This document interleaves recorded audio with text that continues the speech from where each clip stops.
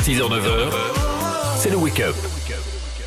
Et c'est surtout l'heure d'accueillir le grand retour de Samuel Tite. Bonjour.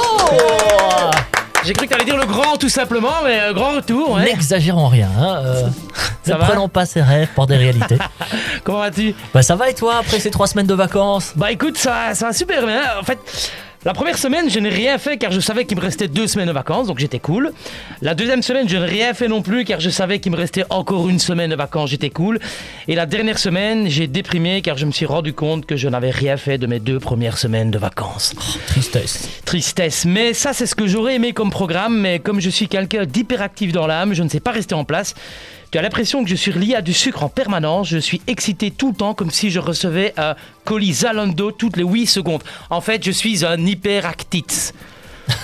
Excellent! Très très bon! Premier jeu de mots! Alors tu veux les Gaviscon pour digérer cette vanne, j'en ai dans mon sac. J'ai fait plein de choses. Alors la dernière semaine de vacances, j'ai fait un truc de fou que je ne conseille à personne. J'ai donné un stage de tennis à des enfants de 4 à 6 ans. Mais pourquoi j'ai fait ça? Mais attends, tu sais jouer au tennis toi? Non, mais tu fais croire ce que tu veux aux gosses. Ils pensent toujours que je m'appelle Yannick Noah.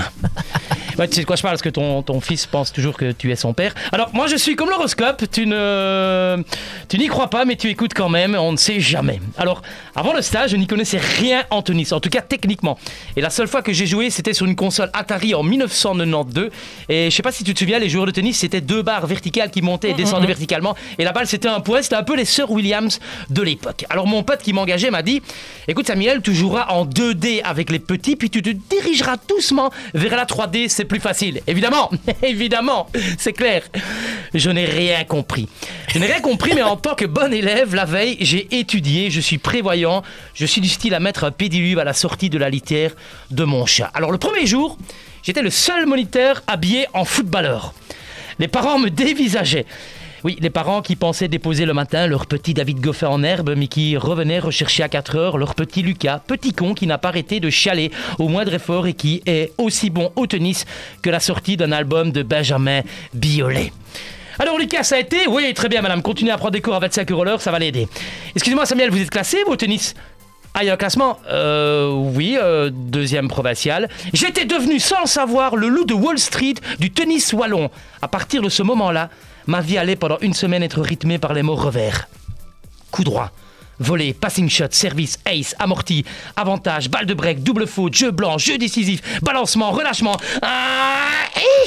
J'ai même appelé ma copine Martina Hingis et je vivais à pieds nus à la maison. Alors sans oublier, on se tait, on écoute. Samumu, je dois faire pipi. Ouais, parce que les gosses m'appelaient Samumu. Samumu, c'est quand la pause? Samumu, c'est quand papa et maman? Samumu, c'est quoi un revers? Samumu, c'est quoi un coup droit?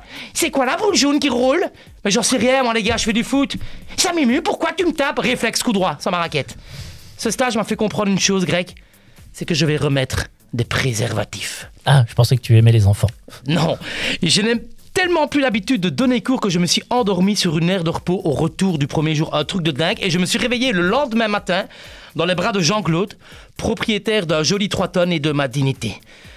Non, regarde pas comme ça, je sens que t'es en train de me juger là. Non mais sérieux, je te jure qu'on dort super bien dans la couchette d'un camion. J'ai même pu jouer avec Sassibi. Les gars, Jean-Claude joue avec mon kiki. Over. Il y a une de ces solidarités entre camionneurs. Ils sont tous arrivés, hein. Roumains, polonais, portugais, turcs, italiens. Et comme par hasard, tous bilingues. Ah, on dort bien aussi dans la remorque de 3 tonnes. Et le lendemain matin, Jean-Claude m'a conduit au stage, en camion avec tous ses collègues. Tous les camions, tout le terrain, phare allumé, ils ont tous klaxonné d'un coup et Lucas a eu peur et il a enfin réussi son premier coup droit. En partant, ils ont fait des petits signes de la main et j'étais ému. Alors on juge souvent les hommes en disant que leur ego fait x1000 quand ils rentrent dans leur voiture et leur dignité -1000, mais pas Jean-Claude dans son camion. Ah, c'est Jean-Claude qui vient me chercher. Il m'a promis de m'emmener à Rome ce week-end, mais à Mini Europe. Ça existe toujours, Mini Europe? Oui, oui, ça existe, je suis parti en vacances. À tantôt. À tantôt. 6h-9h, c'est le wake-up sur Maximum.